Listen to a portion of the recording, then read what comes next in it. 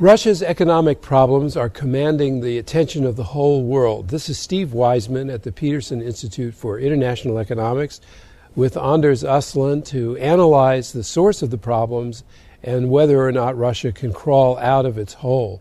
Anders, first of all, tell me, what are the dimensions of the crisis afflicting Russia?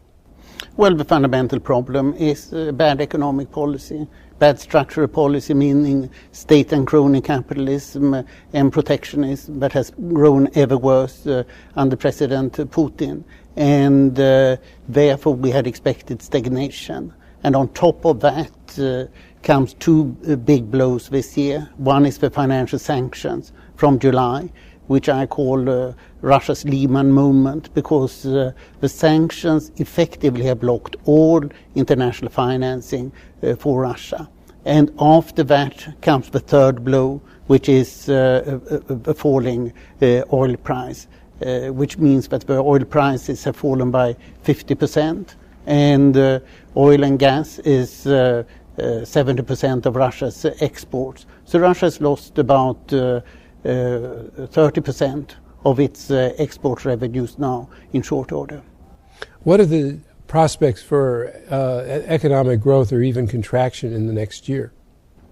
I would expect that we will see a substantial decline in GDP next year.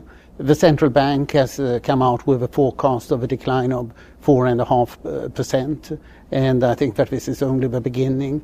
I think that we should look at a decline of 6% or more, because there are so many blows to the economy now.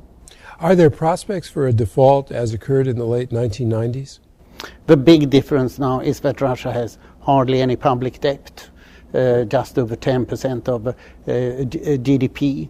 It has basically a balanced budget, and when the exchange rate falls, the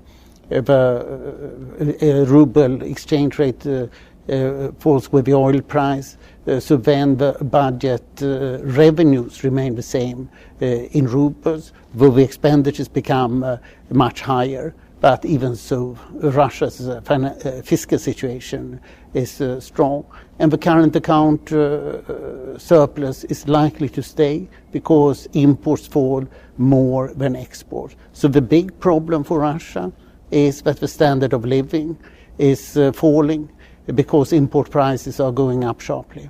Well, that's a very big problem. What will that translate into in terms of political pressure on President Putin and the Kremlin?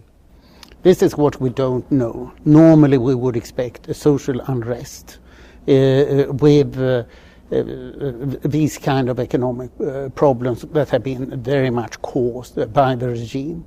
But Russia has a very efficient repressive system, efficient in the way that it's more about information than about hard repression. So two things that Putin, in theory, could do. One is to institute economic changes, economic policy changes. What are the prospects for that?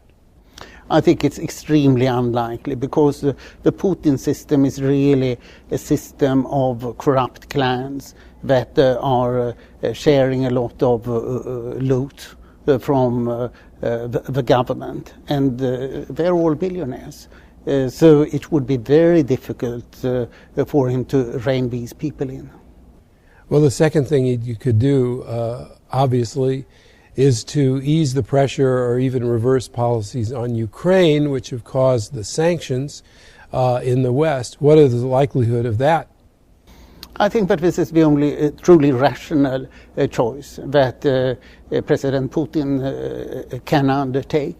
And if I were in his place, I would do that because Russia doesn't seem to have any obvious future in eastern Ukraine. They don't have much support, and it is really the rust belt of Ukraine. So this is not an asset that you would like to take over, unlike Crimea that has lots of oil and gas.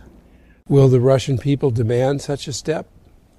The Russian people is not a factor in Russian politics today, because the propaganda is massive through very skillful television journalists, and people don't know, and they don't have a voice. But if their standard of living is falling, the prices of imported goods are higher, that is a factor in how they feel toward the government, isn't it?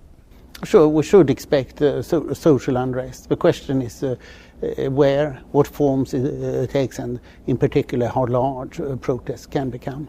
Finally, what should the West's attitude be toward Russia right now? Just let them stew in their own juices?